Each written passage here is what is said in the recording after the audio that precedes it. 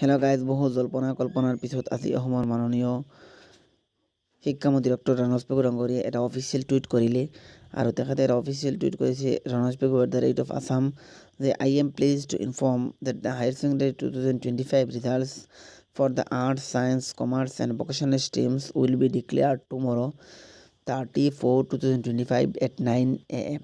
অৰ্থাৎ অসমৰ মাননীয় শিক্ষামন্ত্ৰী ডক্টৰ ৰণোজ পেগু ডাঙৰীয়াই এটা অফিচিয়েল টুইট কৰি জানিছে যে higher secondary arts science commerce কলা বিজ্ঞান আৰু বাণিজ্য বিভাগৰ আৰু ভোকেশ্যনেল অৰ্থাৎ পেশাদাৰী এৰ ফলাফলটো ঘোষণা কৰা হ'ব ৰাতিপুৱা 9 বজাত। The ASSEB will issue official notification shortly. এইটো সন্দৰ্ভত ASSEB এটা অফিচিয়েল জাননী ঘোষণা কৰিব shortly. A total of 3,02,420 students appeared for the HS। অৰ্থাৎ এই বছৰ অৰ্থাৎ 3,02,420 গৰাকী ছাত্ৰ ছাত্ৰী এইবাৰ পৰীক্ষাত অৱতীৰ্ণ হৈছিল। অৰ্থাৎ তেওঁলোকৰ ফলাফলটো ঘোষণা কৰিব। অৰ্থাৎ বহু জল্পনা কল্পনাৰ পিছত ফাইনেলি অসমৰ মাননীয় শিক্ষামন্ত্ৰী ডক্টৰ ৰণোজ পেগু ডাঙৰীয়াই এটা অফিচিয়েল টুইট কৰিছে।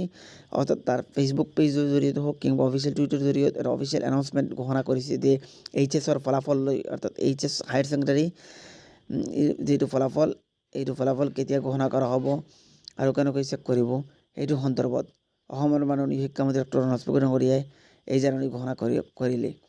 তো মই জনাবলৈ পাইছোঁ কি যে কলা বিজ্ঞান বাণিজ্য আৰু ভোকেশ্যনেল শাখাৰ উচ্চতৰ মাধ্যমিক 2025ৰ ফলাফল অহা কাইলৈ 30/4/2025 পুৱা 9 বজাত ঘোষণা কৰা হ'ব। অসম ৰাজ্যিক বিদ্যালয় শিক্ষা বোৰ্ডে আজি জাননী প্ৰকাশ কৰিব। এইবাৰ মুঠ 3,02,420 গৰাকী শিক্ষাৰ্থী উচ্চতৰ মাধ্যমিক পৰীক্ষাত অৱতীৰ্ণ হৈছিল। এইটো অসমৰ মাননীয় শিক্ষামন্ত্ৰী ডক্টৰ ৰণোজ পেগু ডাঙৰীয়াই ঘোষণা কৰিছে। At the rate of Himanta Biswa, at the rate of CMO Assam. অৰ্থাৎ মই আশা কৰিছোঁ যাতে সকলোবিলাক উত্তীৰ্ণ হয় পৰীক্ষাত আৰু যদি ভালকৈ ফলাফল লাভ কৰে আৰু আপোনালোকে অফিচিয়েল ৱেবছাইটত গৈ আপোনালোকৰ ফলাফলখিনি অৰ্থাৎ ৰিজাল্টখিনি চেক কৰিব। তাৰ এপ্লিকেশ্যন নম্বৰ আৰু পাছৱৰ্ড দি আপোনালোকে চেক কৰিব। তো বেষ্ট অফ লাক, আপোনালোকৰ যাতে ৰিজাল্টটো ভাল হয় আৰু প্ৰতিগৰাকী ছাত্ৰ ছাত্ৰীয়ে যদি ভাল নম্বৰ পাই পাছ কৰে অৰ্থাৎ উত্তীৰ্ণ হয় এই আশা কৰিছোঁ মই।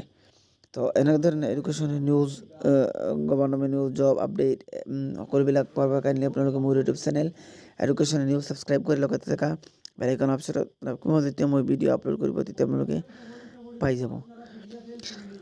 তো ভিডিঅ' চোৱাৰ বাবে আপোনাক মই ধন্যবাদ জ্ঞাপন কৰিছোঁ। Thank you all of U.